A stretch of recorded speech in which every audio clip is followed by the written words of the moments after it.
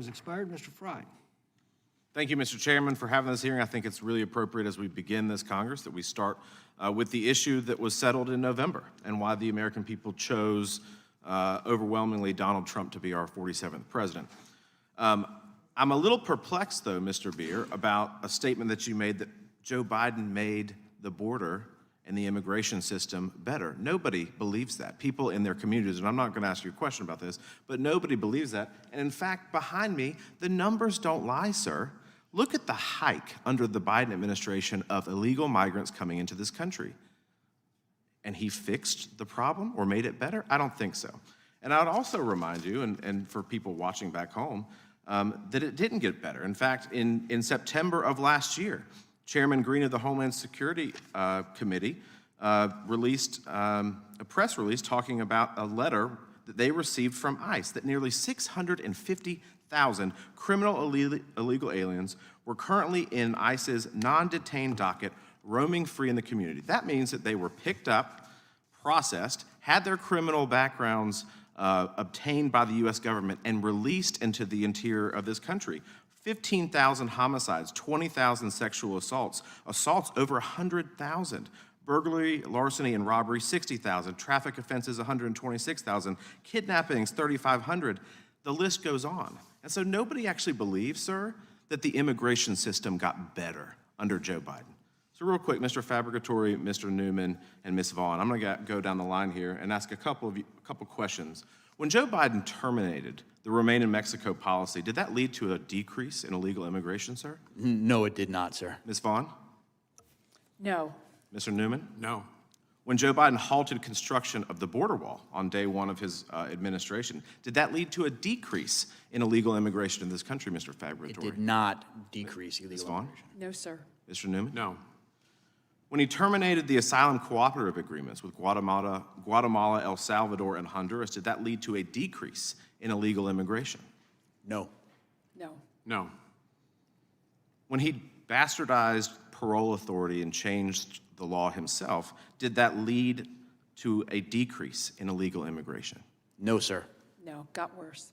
I think the answers are pretty clear. In fact, when we went to Yuma, Arizona, and met with the community and saw firsthand, of course, the Democrats didn't even show up to work. They wouldn't go down there with us. It was an actual Judiciary Committee hearing, field hearing in Yuma, and they didn't come. But we would hear from the people there. The stress on the healthcare system, the stress at the border, the stress on the families. You couldn't even get a hospital room if you needed to have a child or if you broke your leg. Those are the people who were impacted. And of course, we see this all in our community. So let's fast forward to today. President Trump, with his executive orders, reinstated the Remain in Mexico policy. Will that lead to a decrease in illegal immigration, sir? Yes, sir. Ms. Vaughn? I believe so, yes. Absolutely.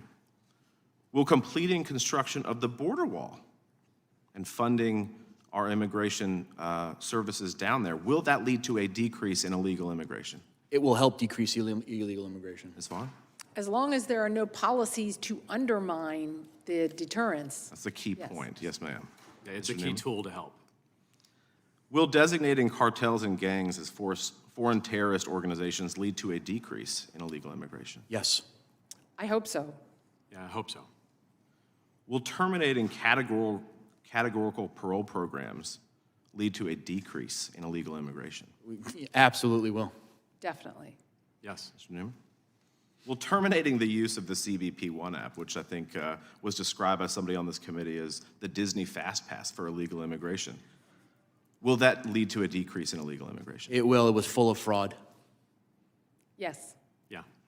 So I think pretty clear. And I think the next steps, obviously, they're part one of this are the executive orders. Part two, what Congress can do. So, Mr. Fabricatory, just for perspective, you served at ICE during the Trump administration and part of the Biden-Harris administration. How would you describe the differences between the two administrations, very briefly, in enforcement of illegal enforcement under both administrations? It was night and day. President Trump wanted to enforce what was exactly in the INA, while President Biden, the minute that he came into office, it was a change into we are not enforcing these laws, we're opening this border. He wanted a 100-day moratorium on deportations the first day when he was in office. Ms. Vaughn, final question for you. What steps can we take to make sure that future administrations, like the Biden administration, don't undermine the actual law or twist policies, that we can have a permanent fix to this problem?